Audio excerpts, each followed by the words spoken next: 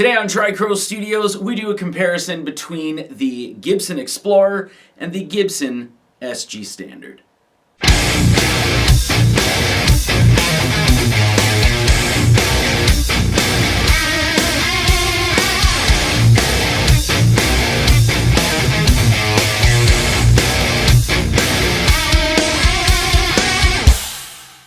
Now, two very important things before we get into the 5 sound samples, which, yes, don't worry, includes a full-on metal sound sample.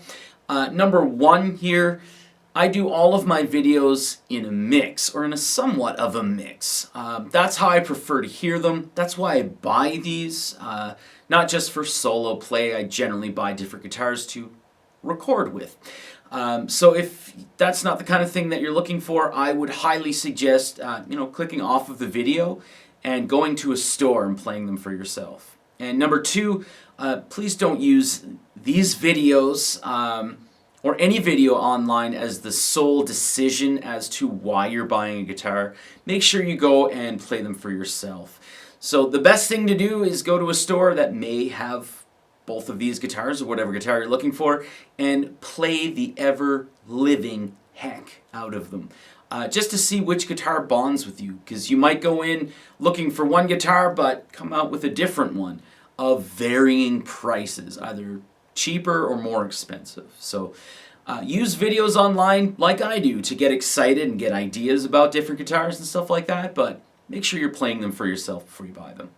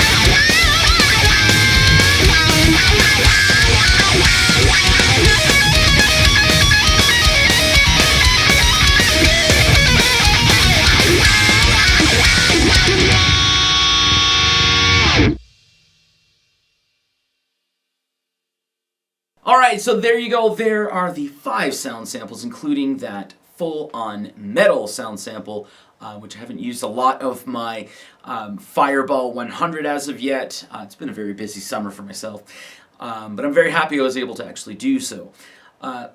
So at this part of the video, I kind of want to talk about quick specs, and then maybe some differences here, and as well, kind of how I feel about each guitar. So first and foremost, specs. They're almost all the same here. Mahogany body, mahogany body, mahogany neck, mahogany neck. Both of them have rosewood fretboards. The SG has binding, the Explorer does not. The SG has inlays, the trapezoid inlays. The Explorer has a dot inlays. We have a 6-in-line headstock with Grover tuners. This is a 3x3 with Grover tuners. You have 2 volumes and 1 tone, and 2 volumes and 2 tones. So you have a little more tonal options here with the SG. The Explorer has a slim tapered neck on it. It's the Explorer slim tapered neck, which is a little different, I always find. And then the SG Standard here has the rounded neck profile. Both of them have the Nashville style, I believe that's what it is, the Nashville style tune-o-matic bridge with the stop bar. The big differences here, other than, of course, like shape, weight, this is very lightweight and thin, is going to be the pickups. So we have in the bridge the Burstbucker 3 and a Burstbucker 2 in the neck, whereas this has the 490R and 490T. I find that the 490R and the 490T are a little hotter than the Burstbuckers. And the Burstbuckers, I think they handle Breakup a little better. That's just my opinion, I would have to say. But that's kind of what I feel on those. So the big thing here with a lot of people that may be making this decision between an Explorer and an SG would be the shape. So the shape of the Explorer, if you're sitting down, your knee rests here, and your arm actually rests quite comfortably up here. Now, having something protruding through your armpit, just about, may be a little off-putting for people. However, I've always found that the Explorer is very, very comfortable as a seated guitar. And of course, you do have that Hetfield Godly-like feeling when you're playing with a strap. Of course, you have to have it down lower to get that Godly-like feeling. The SG, playing seated, is very comfortable as well. It kind of hugs into your boobie right here, this horn. And the bottom horn and the cutout here obviously fits in your leg. A lot of people do have the opinion that the neck feels like it's pushed really forward when you're playing an SG compared to like a Les Paul. And if you look where the neck itself meets the body, it does have that feeling like it's kind of pushed up from the body. Playing stand up with a strap, depending how you're using your strap and what type of strap you're using. If you're using a nylon strap, get ready for this to launch at your feet. There is generally with SGs a bit of neck dive, and someone right now is getting ready to type a bit of neck dive. Are you crazy? And then they're going to put some sort of stupid joke. I don't really find that when playing with like a leather strap. I mean, there can be a little bit like it's this much of a neck dive, whereas on a nylon you'd be just about losing the guitar. Both guitars are very, very comfortable to play. I find that the SG, when you're playing leads, can feel a little plucky from the 12th fret on, which is not always a bad thing. But the Explorer, I find, I don't know what it is, just feels like you have a lot more access to the frets, even though on an SG, everything feels like it's kind of up here, whereas the Explorer feels like it's further down. But I find, personally, that it's a little easier to play leads, and I think a little more balanced in playing leads as well.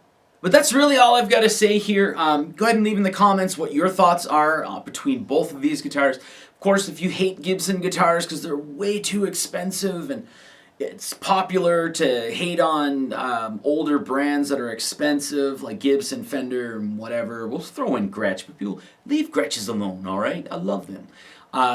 But yeah, you can leave whatever comments you want here.